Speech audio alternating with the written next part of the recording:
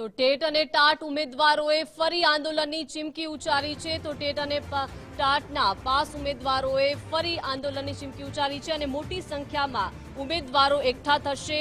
ગાંધીનગરમાં આંદોલન માટે મોટી સંખ્યામાં સોમવારે આ ઉમેદવારો એકઠા થવાના છે, જ્યાં ટેટ અને ટાટ પાસ ઉમેદવારો 5 મહત્વના પ્રશ્નોને લઈને ભેગા થવાના છે। સોશિયલ મીડિયાના માધ્યમથી તમામને હાજર રહેવા માટે અપીલ કરવામાં આવી છે। ધીમી ગતિએ ચાલતી ભરતી પ્રક્રિયા ઝડપી બને તે માટે રજૂઆત કરવામાં આવશે। 20 ફેબ્રુઆરીએ વિદ્યાસાએ કામચલાઉ મેરિટ યાદી જાહેર કરી હતી। સરકારે ભરતી જાહેર કર્યા બાદ કાચબાની ગતિએ ભરતી ચાલી રહી છે અને આટલા મહિના થયા છતાં પણ વાયદા પર વાયદા કર્યા પણ એક વાયદો પૂર્ણ નથી કર્યો, ત્યારે હવે ઉમેદવારોની ધીરજને પણ મને લાગે છે કે સહનશક્તિ ખૂટી હોય।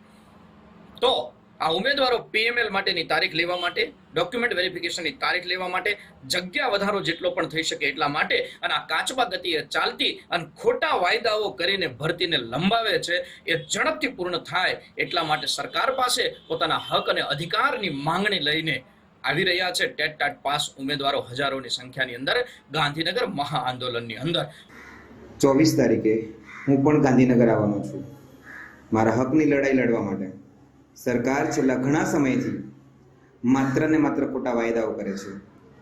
હજુ પણ 9 થી 12 નથી પીએમએલ, નથી ડોક્યુમેન્ટ વેરિફિકેશનની તારીખ કે નથી હજુ કોઈ ભરતીની આગળ પ્રોસેસ ચાલતી। છેલ્લા 6-8 મહિનાથી કાચબાની ગતિએ ભરતીની પ્રક્રિયા ચાલી રહી છે। બીજી બધી ભરતી કરવા માટે સરકારને પૂરતો સમય છે, બધી ભરતી થઈ જાય છે, એમને આચારસંહિતા પણ નથી નડતી। જ્યારે શિક્ષકોની ભરતી કરવા માટે આચારસંહિતા નડે છે, શિક્ષકોની ભરતી કરવા માટે એમની પાસે સમય ઓછો છે। હું પણ આવું છું પીએમએલ અને ટીવીના કાર્યક્રમ માટે, નિમણૂકની તારીખ માટે। જે મહાઆંદોલન થઈ રહ્યું છે 24 તારીખ સોમવાર, હું ટાટ ઉમેદવાર, આ આંદોલનમાં અમે બધા ભાગ લઈશું અને સરકારને કુંભકર્ણની નિંદામાં જે ઊંઘી ગઈ છે એ સરકારને અમે જગાડીશું। ધોરણ 1 થી 5માં 24 તારીખના રોજ જગ્યા વધારવા માટેનું આંદોલન છે, તો હું પણ ગાંધીનગર આવું છું।